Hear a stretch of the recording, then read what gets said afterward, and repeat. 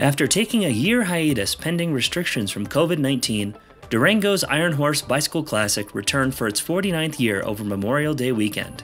This year's Iron Horse was the largest event to date since COVID restrictions were eased down in mid-May, setting the stage for more large special events over the Durango summer season.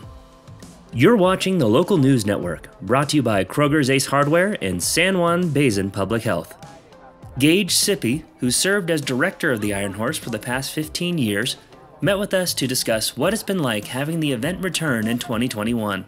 My name is Gage Sippy, director of the Iron Horse Bicycle Classic. Back in 1971, the Mayer brothers, Tom and Jim Mayer, one worked for the train, one rode his bike. They kind of had a brotherly bet. I bet I can beat you at Silverton. And so they did that, and a local businessman named Ed Zink, who owned a bike shop here, said that's an interesting idea. So back then Durango wasn't quite the metropolis that it is now. What kind of drove the idea was we could use an event to give us some summer kickoff. Here we are today, finished off 49 years of the event, and that's kind of the history of it. And through the years it's had a lot of iterations, but what has held true is bicycle racing in Durango on Memorial Day weekend. Due to the continued restrictions posed by COVID-19 in early 2021, it was unclear whether or not the Iron Horse would even run again this year.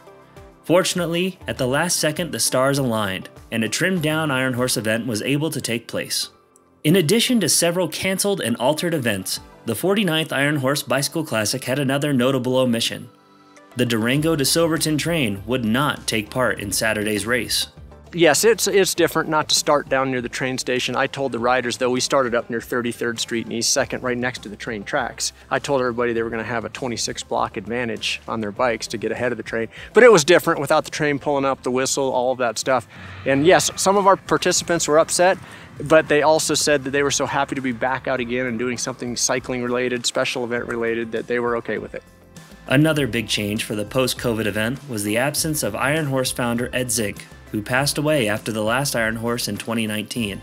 It's had an effect in as much as that it's the first time it's ever happened without Ed being here. And so for all of us that have been involved in it a long time, it's not normal for me not to see Ed here. I would normally, he and I would have 5 or 6 conversations throughout the weekend. He'd be here tonight helping us break things down. He would have been here, he'd have met everybody that's in town. I used to say Ed met everyone that came. He'd meet all 3,000 people somehow.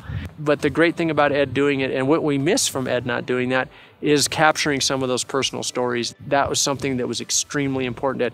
It was great that some young kid was fast and won the race to Silverton, but that wasn't as important to Ed as the person that wanted to make a life change and bought a bike and set the Iron Horse as a goal and succeeded. To Ed, that was far more impressive than some hotshot bike racer riding there in 2.5 hours, right? And so I'd like to believe that spirit's still alive. Although this event was limited to 1,000 cyclists rather than the typical 4,000 strong of recent years, the first post-pandemic Iron Horse Bicycle Classic has served as an example of Durango's incredible resiliency.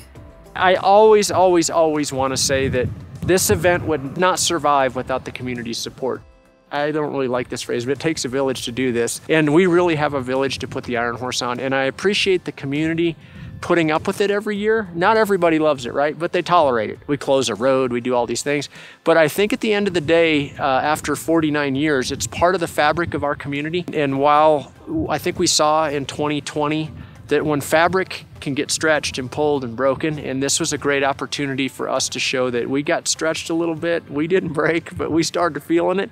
And we've kind of regained our composure, and we've put this place back to normal a little bit on this weekend.